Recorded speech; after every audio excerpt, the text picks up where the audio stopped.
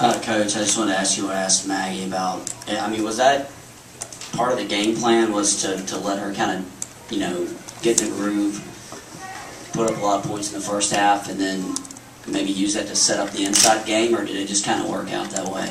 No, I mean, it worked out that way. We always come in a game, and we feel like we have a lot of weapons, and, the game will dictate sometimes how you play. We always tell the team, read the defense and take what the defense gives you.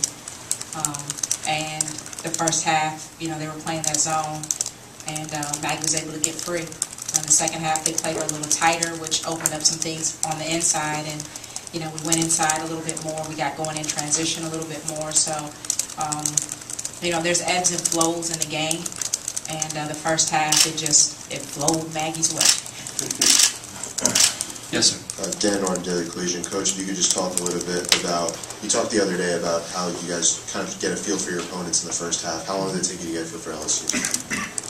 I thought we got a pretty good feel. I thought we did a good job of dictating the pace of the game from the very beginning. I think the score was 37-37 or 39-39, something like that at halftime, and I thought that was a good sign because it was the pace that we wanted. That the game was on pace at halftime to be in the 70s, 80s, and we're usually pretty good when we can score that high. So it didn't take us long at all because we kind of dictated the pace, and it was the pace that we wanted to play. Yes, sir. Follow-up.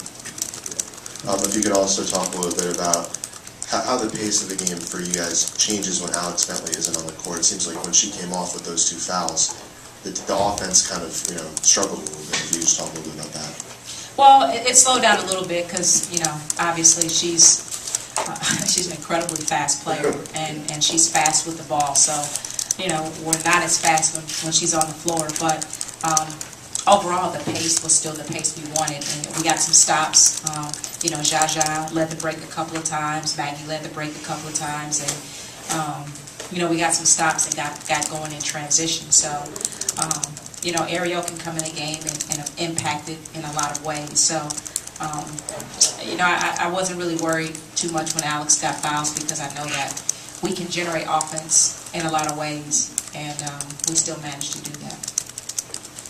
Any other questions for Coach? Yes. Right.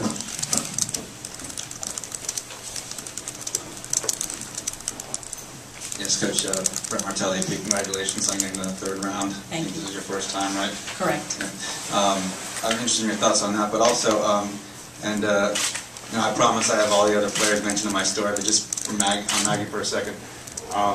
When she goes 5 of 7 from 3 and 11 of 11 from the line in a game where LSU was really bringing it and kept it tight until the end, what does that say about a player like that? Well, she's got really good composure, and she's got a very strong competitive will. And when she gets going, when she gets in the groove, the thing that she does is she opens things up for other players, and she doesn't worry about when her next shot is coming. She becomes very unselfish, and can become a playmaker for other people. So she's a tremendous player to coach, and I think she's a lot of fun to play with because she has such an unselfish mindset about the game. Brett, you also wanted a comment about the Sweet 16. Really nice. Any other questions, Coach? 26-6 conference championship, a couple NCAA wins. Congratulations. Thank I know you you'll very represent much. the region very well against you. Thank you.